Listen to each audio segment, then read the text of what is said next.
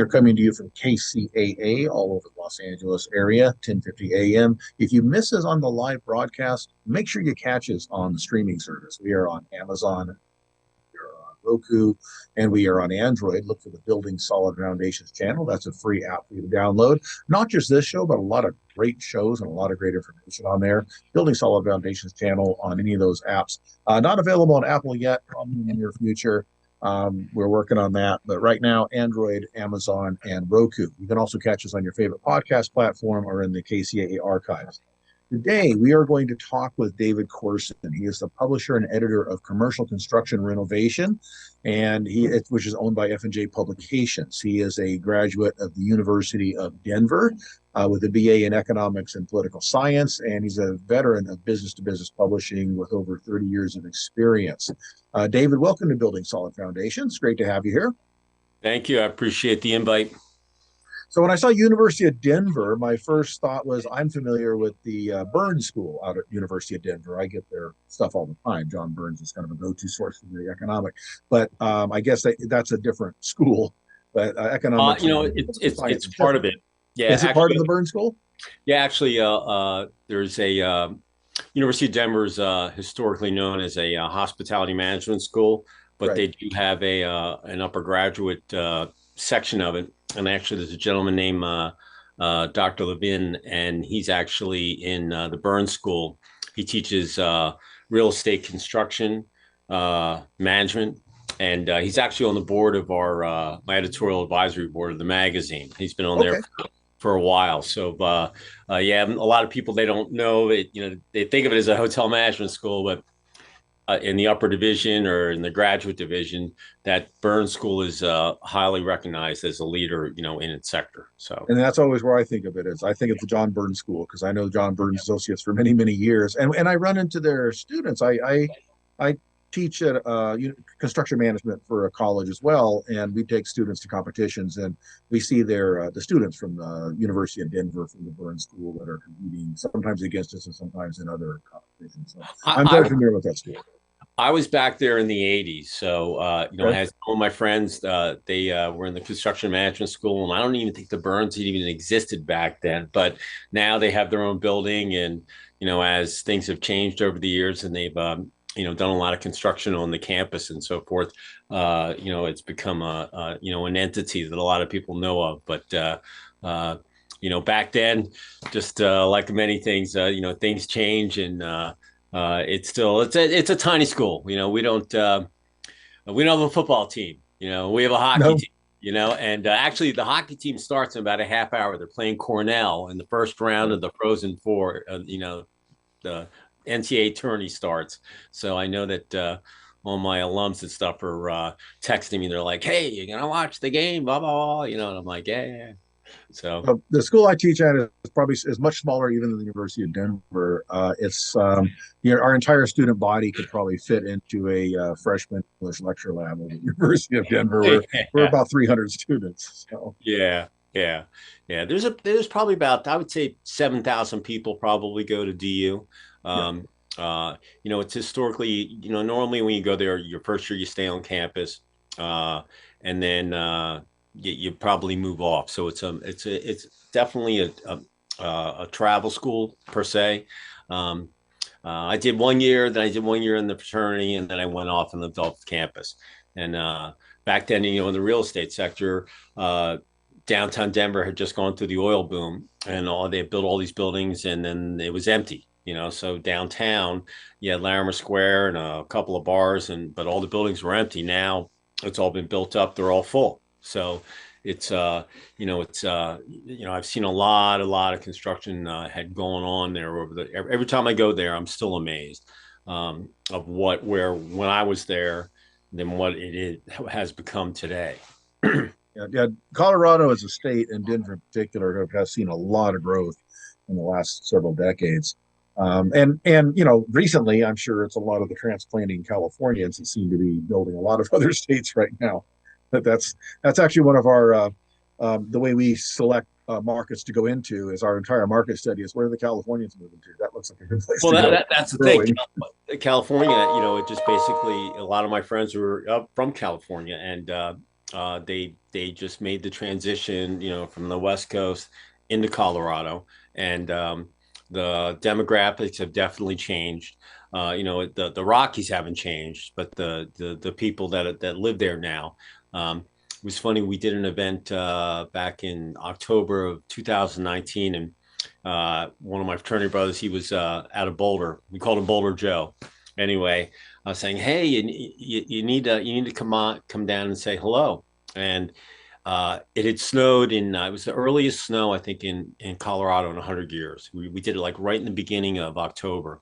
Anyway, it had snowed that night and about 6 inches of snow on the ground, which is no big deal.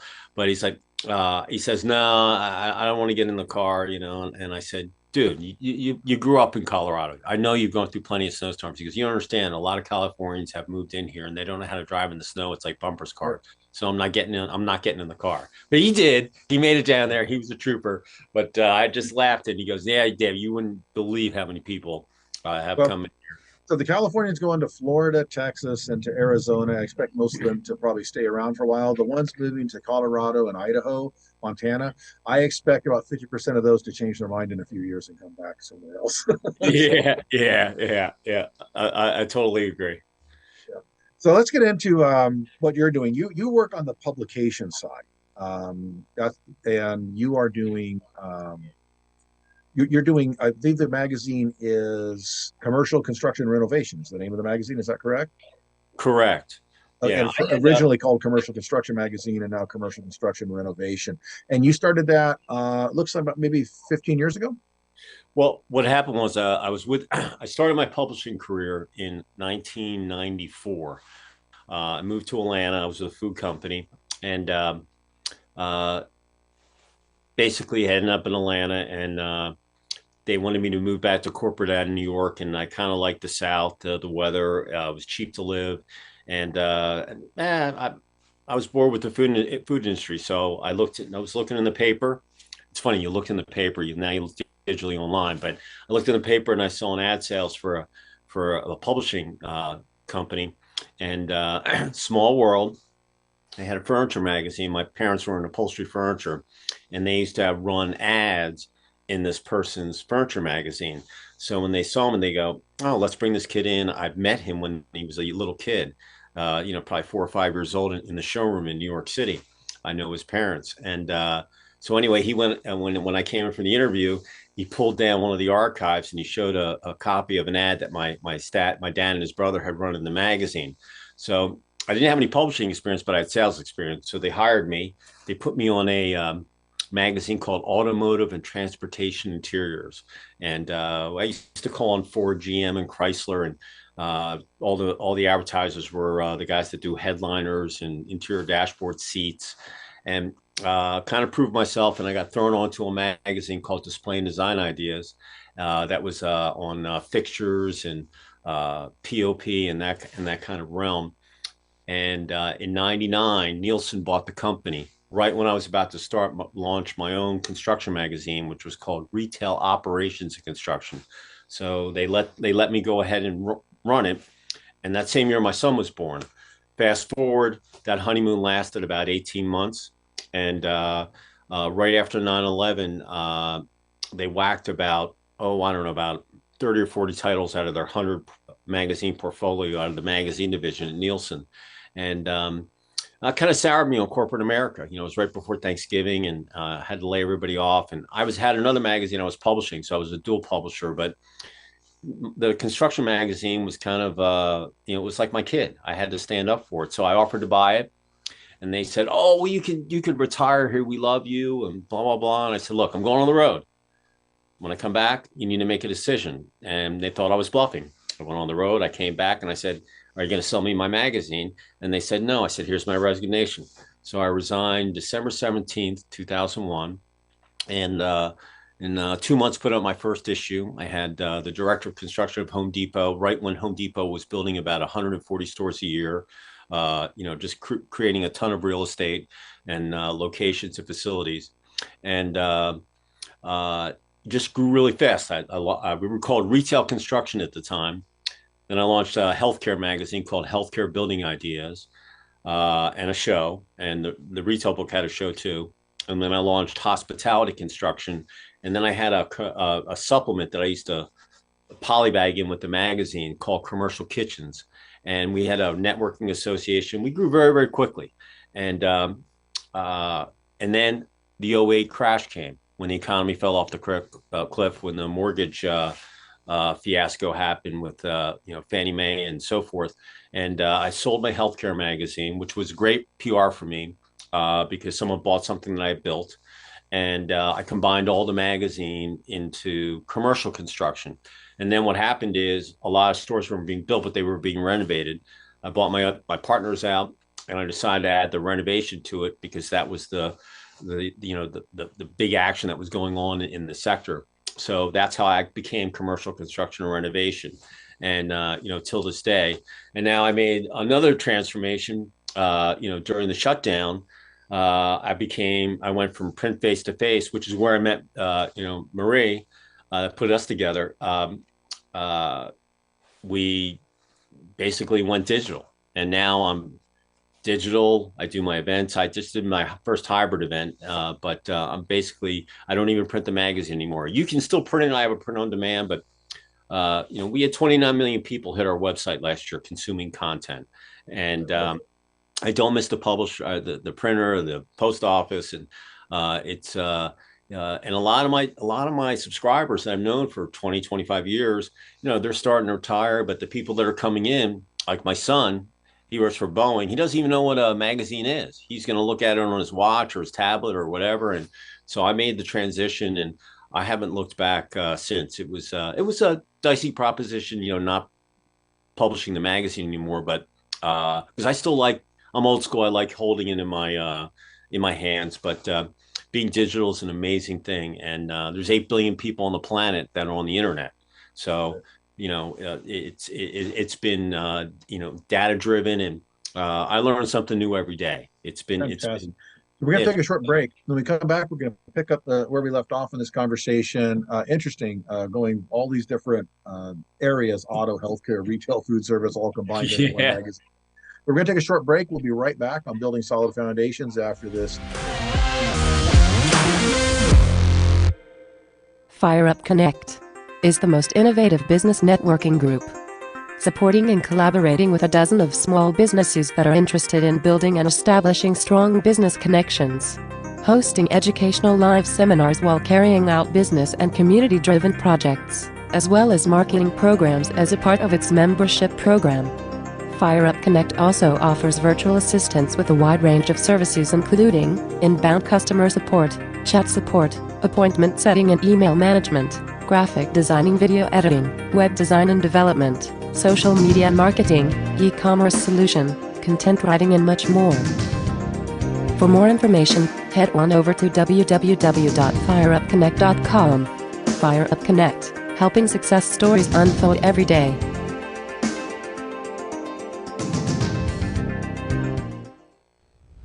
Solid Foundations Radio.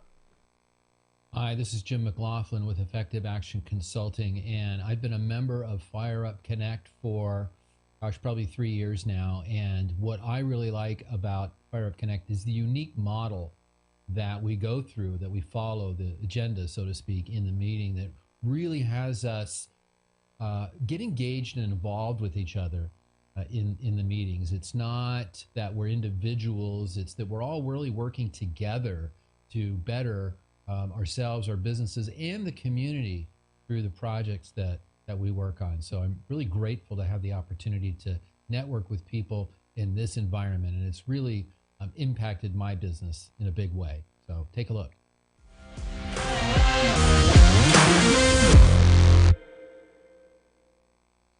Welcome back to Building Solid Foundations. I am your host, Steve Matley. Today we're talking to David Corson. David Corson is a highly experienced publisher, editor of print magazines and now digital magazines, all based on construction, renovation, fixtures. He took multiple titles and combined them into one all-encompassing commercial construction and renovation magazine that's available digitally now.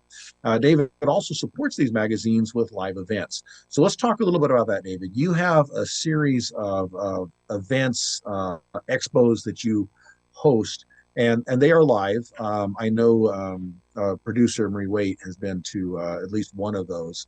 So let's talk about how you got into the live event space and how that supplements or supports the magazines, or is it the other way around? Yeah, the chicken and the egg story. Basically, the magazine came first, and then when I went out on my own, we started a trade show.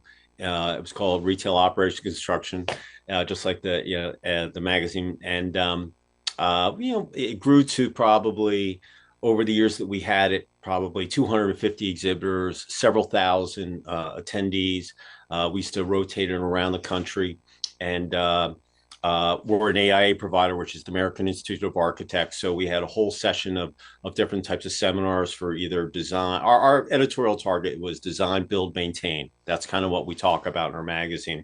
So if you were the director of construction or VP of construction, facilities, development, real estate, procurement, sourcing, depending on how these different brands were set up internally, they would be our attendee, and our vendor base would be any of the people that build the store from the roof and the floor, contractor flooring, lighting, project management software, fixtures, etc.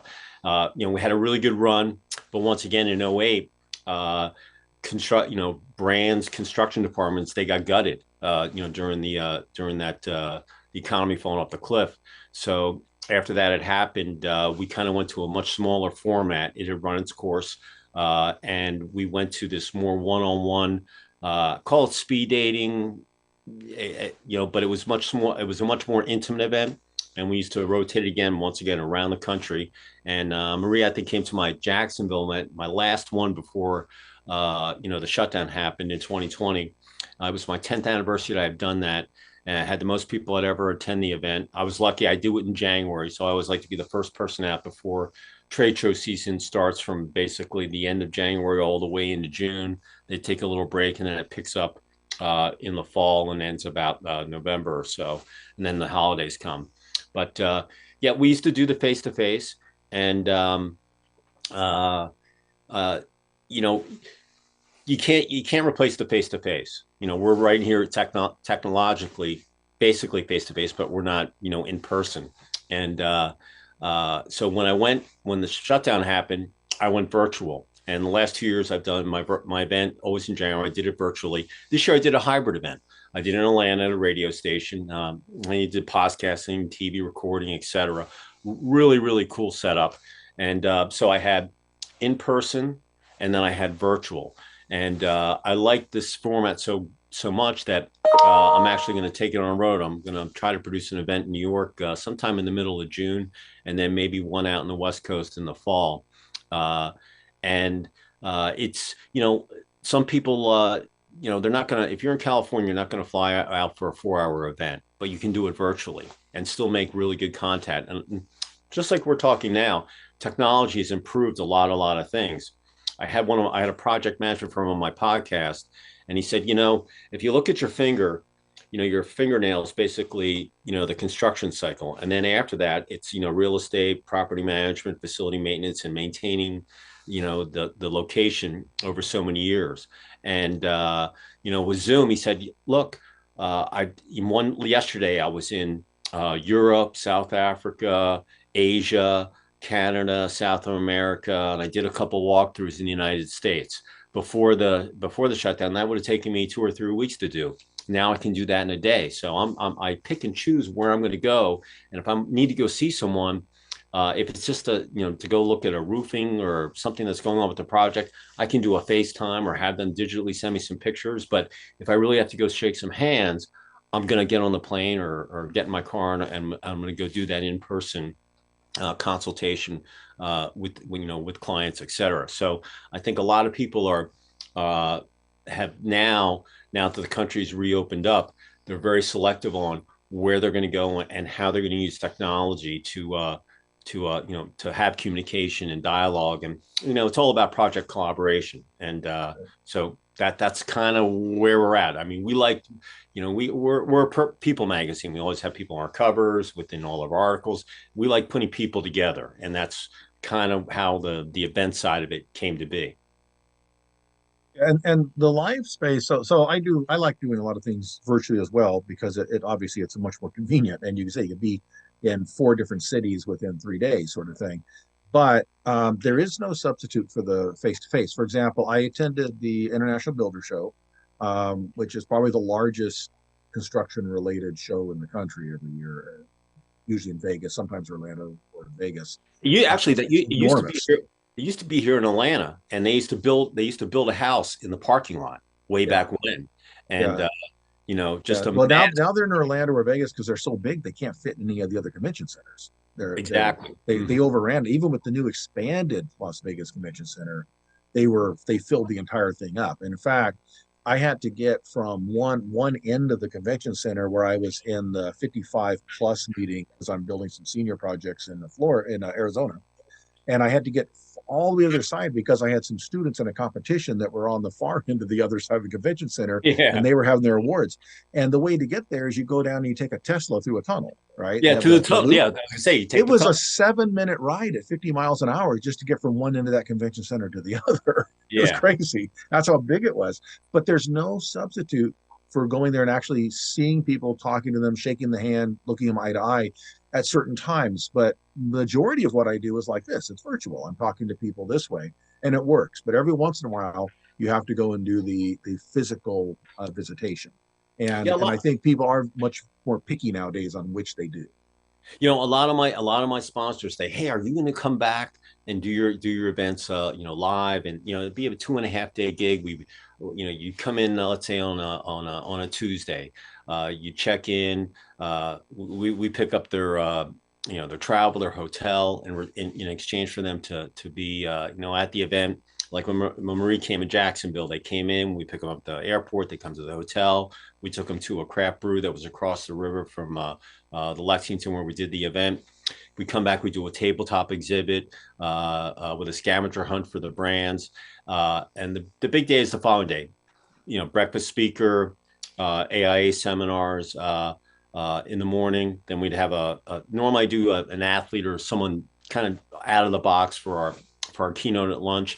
And then in the afternoon, we do these one-on-one meetings that are preset where you can get to pitch your services and help some of these end users shave a few percentage points off their construction or facility, development budgets. And then we end up that night, we do some sort of activity, and we took everybody off site. We went to a go-kart, axe throwing, big box entertainment facility, and recorded to have trophies for everybody, and so they get their picture in the magazine. And then we finish up the following day. When people leave, we took the tour of the Jacksonville Stadium, and so we do a lot of fun. We used to do a lot of fun stuff virtually. You don't get that camaraderie at breakfast or lunch, but you still get the one-on-one. So this year I did it, like I said, I did partly in person and partly virtual, and it worked out where, wow, I don't need to go get a hotel. I just need to find a very cool place that I can get X amount of people in there.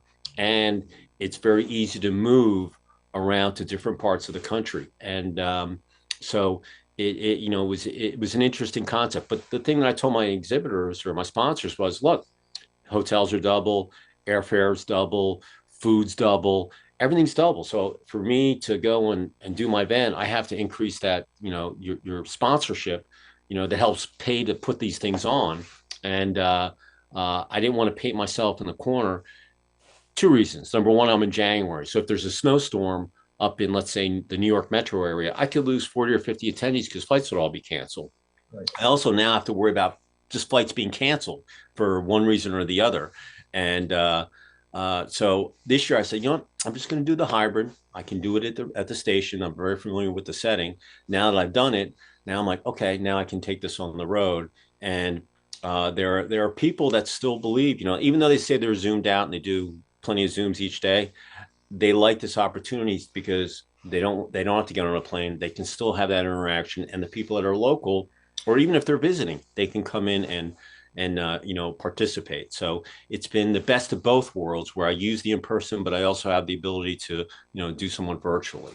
And Yeah, that's a great way to do it. Use the technology. And the one thing without the in-person thing is, as you said, it's the what happens outside the official event stuff. that where you really make connections. It's we got together at happy hour after the presentation, or we decided to go to dinner together this night.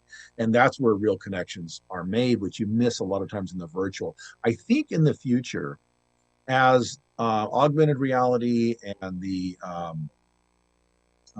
some of the different visual technology is coming in, 4D type stuff. We may see that change. We may be able to see virtual networking where it looks like you're almost physically in a room.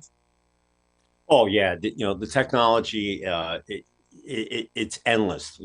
I tell people, look, you're not going to recognize what like a McDonald's looks like in 5 years. The whole concept is going to be completely different. The whole retail landscape right now in real estate, there's so much space that's available. How they're going to adapt that and what they're going to migrate it to or renovate it to, and that's really good for the construction industry because people don't realize that hey, someone's got to go in there. They got to put new signage in, new carpet, new fixtures.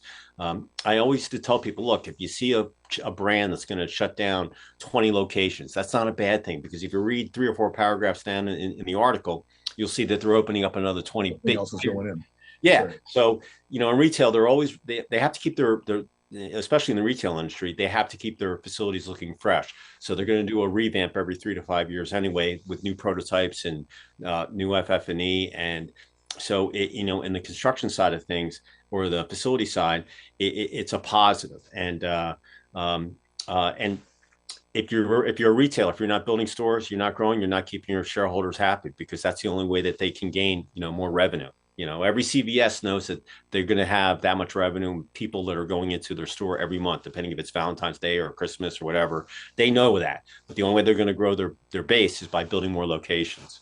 So we're going to take another short break. When we come back, we're going to continue our conversation with David Corson. We are talking about all things construction related because he publishes Commercial Construction and Renovation Magazine and hosts events that back those up. We'll be right back after this short break on Building.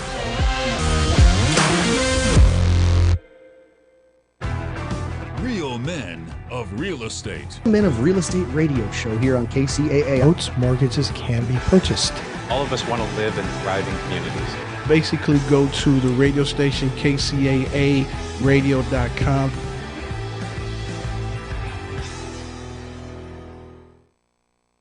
You're listening to Fabulous Lifestyle Radio. I'm your host, Ricky Perry, and we are affiliated with CNBC, NBC News, and Sports, where we broadcast to over 5 million households in the greater Los Angeles area.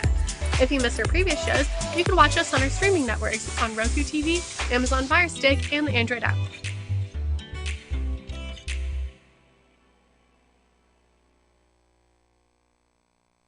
Looking to attract your target market without soliciting or doing the cold calling? Call Marie Waite and book your consultation. Branding gives you the power to create a unique and classy perception of your business for your target audience. A marketing plan without the right branding will always cost more, take longer, and tend to deliver subpar results compared to a well-branded business. Marie Waite is a branding strategist who formulates effective marketing and media programs to promote your business in building your name, brand, and legacy.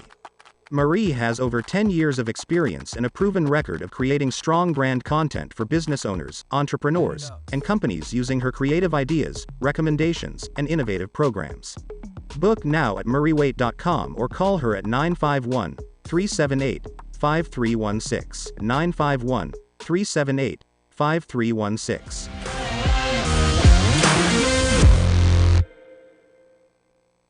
Welcome back to Building Solid Foundations. I'm your host, Steve Matley. Today we're talking to David Corson.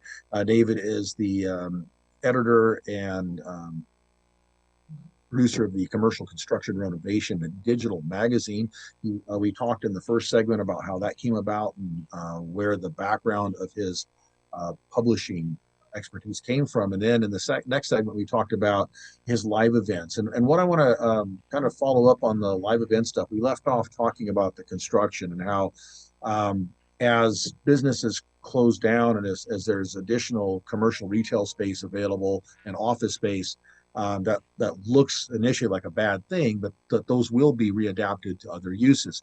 The one thing about construction that's unique and different is while a lot of the design portion of it, the inspection, a lot of that part can be done virtually. We were talking earlier about David's client who's able to virtually walk through buildings as a property manager. to check things. But the construction itself is an in situ process because the real estate is where the real estate is. And wherever the dirt is where you have to go to do the building. And you can do a lot of offsite prefabrication. That's true, a lot of modular stuff. But that's limited by what will come down the road and through a tunnel and over a bridge and around a corner to get to the site. Initially, it has to come down and actually get to a site in a piece that is manageable to lift and assemble and put together with the rest of the pieces. And that will always have to occur in place. So, that's one thing. Technology will never make it like the movie Wall-E, where everybody was virtual at all things all the time and nobody ever got out of their chair. There will be certain things like construction that have to be in situ processes, and they will continue to be in place. Although we will find more and more ways to make as much of it as possible to be done off-site. And a lot of it's because of just labor shortages, lack of skilled labor. The material issues, trying to get everything together, and quality control, all that comes to me. So just a little side note on that. Yeah, my family, we've been in construction since 1888. We're in demolition and recycling. We're fifth generation. Outside of Philadelphia is where I grew up. And when all the grandsons got their licenses when you were 16, we all had to end up in the scrapyard. So I've laid railroad track. I've shoveled asbestos. I've done demolition. I come from a construction background. I still have my erector set that I grew up with, which, for those you don't know, that was the best time ever, building stuff with my hands. And I'm not really a constructor right now. I build a magazine. I might not be using 2x4s or concrete or rebar. I'm just using different materials, but I'm build something, every month as an issue. So it's just like a retailer or hotelier that's building their brand. I don't have a building. I have a magazine that I use, and my content is my basically, the drywall or whatever, if you want to use it as a metaphor. So I've used all my construction background. And my parents are in the furniture industry, so I have a manufacturing background too. So I've used all that to use where I am today.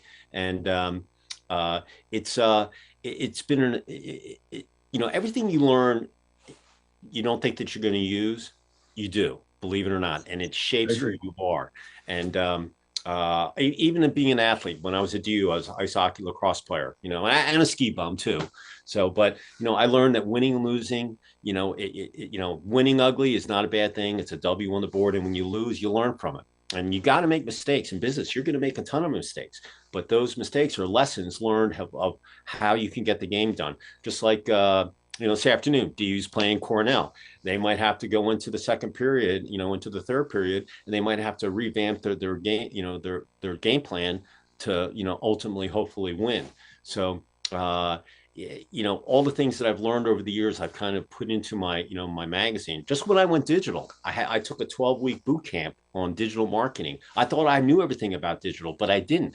I learned about autoresponders and funnels and all this stuff.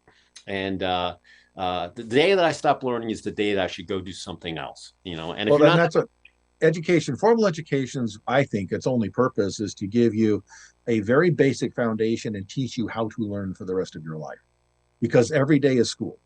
Every day you go out, you experience something, and you learn something. And for those people out there that maybe feel like you're in that job that really you don't like, you get that knot in your stomach every Monday morning, I hate going here, I don't like working.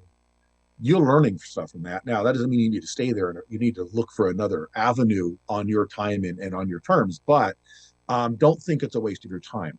The worst job I ever had taught me so much about how to deal with people and all the things not to do if you're in a position of leadership, because I watched them do everything wrong.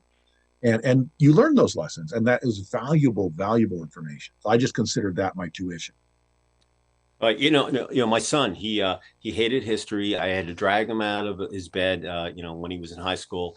And so he always wanted to work with his hands. He was flipping motorcycles, working on engines. Now he's at Boeing. He's on the flight line. He's been there for 2 years. He went, instead of going the 4-year college route, he went to tech school. He learned welding, sheet metal, avionics. And, he said to me, I always used to tell him, look, I know you're not going to like what I'm going to tell you, but 20 years from now, you're going to thank me for what I'm, doing it. And I was very hard on him because my job as a parent was to make sure that he had thick skin. And because when you get out in the business world, it's very, very vicious out there. You got to have thick skin because, it's very, very competitive. And so a lot of his friends went to pilot school. He went to facility maintenance, the maintenance side of things. And believe it or not, people don't realize that during the shutdown, a lot of people weren't flying, but those the planes have to get maintained. They can't just be left on the tarmac. So it's he went that route, and at 23, in a year or two, he'll be a team leader with 10 people underneath him at 25 and working on 787s. And we took the tour of the facility in Charleston back in October, South Carolina. And what a beautiful facility. Talk about acreage and acres of concrete and rebar. But the facility itself is like a surgical center, how they build the planes. And I was so proud of my son, thinking about when he was 15 or 16, and I couldn't even get him to go to school. And now he's working on these multi-million-dollar planes that are worth about $300 million a piece, depending on how they're set up internally. And it's just amazing. But he's doing what he wanted to do. He wanted to work with his hands, and all the things he did. He worked in a garage. He was a waiter. He did all these other jobs while he was going to school. So you're so right that all the things that you do, you're going to learn something from it. And I always tell people, look, the best time to get a job is when you have one. And anything you're going to learn, you can take with you, because even the people that hire you don't know it all. They're going to learn stuff too. So the world has an infinite ocean of information out there on every single topic that's available to anything. And the best any of us can do in our lifetime is learn about a thimble. That's just what it is. So there's always more you can learn. Even the most niche person can't know everything about even that little niche. It's just too much there. So you learn as much as you can. And that's also why you have to lean on other people and collaborate and learn from them, which is why what you're doing with your events and the communication is very important, because people sharing that information is a huge part of helping each other. We always need to be learning from others while we are teaching others. Because you'll learn a lot better when you teach. You have to have the person ahead of you who's helping bring you up, and the person behind you, you're helping bring them up, and hopefully they have someone they're bringing up too. And that's the way it works. That's the way it works best for everyone. The amazing thing was, when I started my company, I had worked, in corporate America. I worked for, for my family business, over the years, and all the things that I learned, I knew how I wanted to run my company. I wanted to make sure that I wasn't this boss that was hard. I just wanted, things getting done. We got to get things done on time, because we're always on deadline. But I wanted people in there that they were going to have fun, that they were going to be ups and downs on, every day. But I knew how I wanted to run my company, because I saw how other companies I worked for, I didn't like the way that they were run. And that's, and I just wanted to run it the way that I knew that I'd be able to go forward and learn from it every day. And I knew there was going to be days sooner or later where I would just get bored and I wanted to go do something else, but that day hasn't come yet. As long as I can still type and, I can catch a lacrosse ball without glasses on, and I don't go, blind, I can probably do this forever. And construction is always going to go on ever. Sure. Just with technology, is AI going to come into play? Yeah, but I still think that you're still, even with AI and robots and technology construction, someone's going to have to build all those robots in construction. AI is a tool. Like at college, everybody, they all flipped out. Oh my gosh, what are we going to do? All the students are going to use AI to write their stuff. And well, no, AI is a great research tool. We all said that when Google came out. All the cut and paste stuff. We all said that when calculators came in, and the math teacher says, "Oh, don't use those because you're not going to have those every day in your pocket." Yeah, we do, and they're a big help, right? You still have to learn the basics. So AI, to me, is not a threat to the people in the creative industries. It's a resource tool. It's a research tool. It's a starting point. And what a great way! The hardest thing to do, as you know, as a writer, is start the article. What's the first sentence? Well, if you can punch something into an AI and say, give me the 12 biggest topics related to this, and boom, it spits it out, and then you're like, great, now I got something to write with. I've got my inspiration. Hey, you got foundation. Yeah, I got something to move with. Yeah, now I know where to start my research and get my stuff done. So it's a tool. It's like an encyclopedia was, or like the internet was when we first got it. It's not a threat. It's a help, I think, if it's done correctly, if it's used correctly. And you'll know the people that are using it to cheat are just like the people now that you read something and go, well, there was a lot of cut and paste in there. That's not even, and all it does is hurt their reputation. So I I get don't see people that as that a problem. that send me posts, and I ask for what my press guidelines are for posting on the web, Yeah. and I tell them literally, look, I don't want any AI generated because I'll check it and so forth. Yeah. I want it all done up in here. It's not that you can't use AI to get that foundation, but we really still want it to come up in here, and we don't want people cutting corners and then still Gotta be saying, oh original. yeah, exactly, and I mean, sure, We you have to look go at to these. we have to go to another break, David. So I don't mean to cut you off. We got to go to No, another you're break. We're good. going to come right back after this. This is Building Solid Foundations. We're talking to David Corson. He publishes Commercial Construction Renovation Magazine, and he also produces a series of live events that are related to construction, development, property management, and those type of industries. I'm Steve Matley. This is Building Solid Foundations. We'll be right back.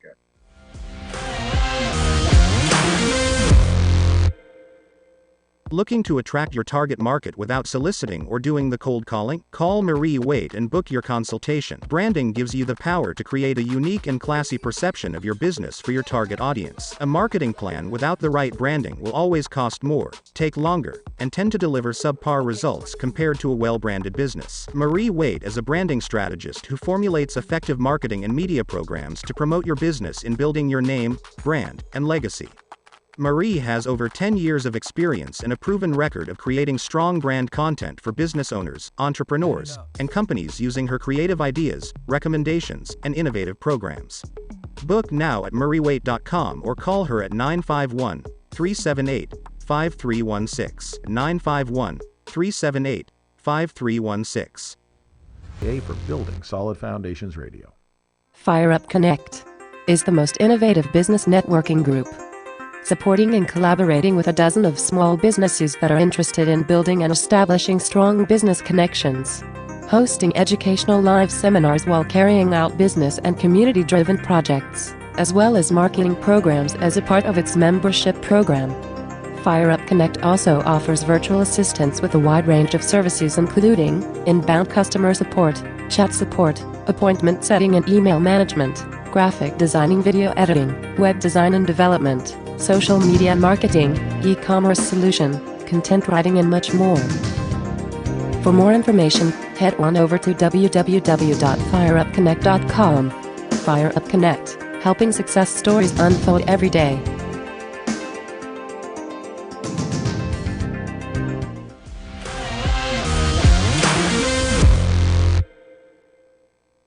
Welcome back to Building Solid Foundations. This is your host, Steve Matley. We are talking with David Corson today. He is a publisher of Commercial and Construction and Renovation Magazine. He also produces summits, expos, and events related to construction, design, development, and property management. David, what I want to talk to you about is your podcast. We haven't talked about that yet. And I know you run a podcast called Commercial Construction Coffee Talk. And of course, being related to commercial construction, I would assume that takes a lot of coffee. That was my experience in that business. Talk to us about what your podcast is, why you started it, and what the focus is. Well, I was going to do it, in 2020 when I was launching it. I was going to go out on the construction site, bought all the equipment. I was going to do interviews on the construction site with contractors or brands and talk about, what they were doing. And then the shutdown came. So I said, okay, I'm going to, and I'd never been a interviewee or on the web. And so I kind of just winged it. And I laugh when I look at some of my videos. I have about 500 videos up on my channel. And I laugh at some of the first ones and where I am today. But we take all sorts of guests. You can be an end user, an architect, an engineer, a vendor. I basically ask 3 questions. You tell your story. We talk about lessons learned from the roller coaster over the last couple of years, and then one positive thought or phrase that they can leave with our audience and apply to their daily activities, their contact info, and they'll finish. I'll tell you, I just had an amazing guest. He was the acting director for the U.S. Navy's museum that they're building in Washington, D.C. This project's going to go on for about the next 6 or 7 years, 200,000 square feet. And they're just in the process where the architects, we had about 20 people that are coming in, architects that have bid on the project or wanted to work on it. And now they're kind of getting into that sector where they're deciding on which design they're going to use. But it was amazing talking to this gentleman. He even said, he goes, I might not even be on this project when I finishes, 6 or 7 years from now. But he was talking about anybody that worked that was in the Navy, and was on a warship or any of the other things that they do on the Navy side, that they can go there and say, hey, I worked on that, I built that. And he was talking about a 90-ton turret gun that they wanted to be able to put into the museum. And this gentleman, he works at the Navy Yard in Virginia, and he just said every day, he goes into an historical building and the whole arena that he's in, but building this museum, its history, but they're taking the modern version and they're still applying it to history. I'm a history buff, so I like all of the old architecture and I mean, going to New York or Philadelphia or any one of the older cities that you can go to, you see all the old architecture and how they did things, and these buildings are still standing today. And now they're going to build this new museum, and it was so exciting to hear this his bravado of working on this project as a civilian, and what it's going to be, to put it out there for all the people that have served, in the past or current or future. And it was just very, very exciting to hear. And so my podcast, I have all sorts of people that are on there. And one of the things I took from the shutdown is it's not all work. I used to just talk about construction and these kind of things, even on my magazine site. And now I have all sorts of people that can come in. I love talking to athletes because they make the transition from the athletic field to the business world, and they understand about winning and losing and practicing and practice. You're going to play as you practice, and you're going to win games, you're going to lose games. But now I've invited all sorts of guests to come on there, because just like when I post stuff, I used to just post up on construction, engineering, or architecture. Now half my circulation is female, so I might get someone that tells me how to do hair extensions and how to buy insurance, because people realize it's not just all work. You have more to life. It's not just work 24 hours a day.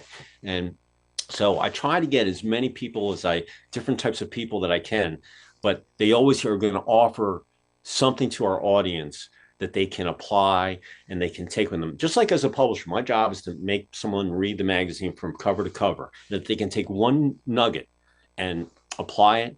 I've done my job as a publisher. Same thing as a podcaster. We're all, you're a podcaster, we're all in this game together. And I learn, I watch a lot of people, how they do theirs. And I take little bits and pieces that I learn and I try to apply them to my own. But that's really what our I call it coffee talk, because most construction is done very early in the morning. So and they drink a lot of coffee.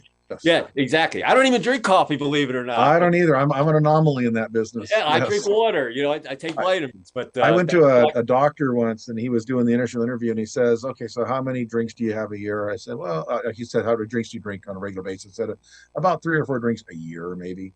And he's like, "Really?" I go, "Okay." He goes, "How much coffee?" "I don't drink any coffee." "Okay, do you energy drinks?" "I don't do energy drinks." "How much you smoke?" "I don't smoke." He goes, "I thought you told me you were in construction." And I said, "Yeah, I'm in the construction business." He goes, "Well, please tell me you drive a pickup truck." I said, "I do." He goes, "Good. I thought you were lying to me."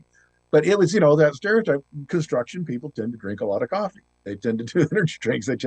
They beer 30 after work, right? That's kind of it's a stereotype, but there's a lot of truth to it. You and I are exactly the same. I don't drink, I don't smoke, I don't drink coffee, and here I am, I'm getting up at the crack of dawn. I just get up because I'm motivated. And, sure,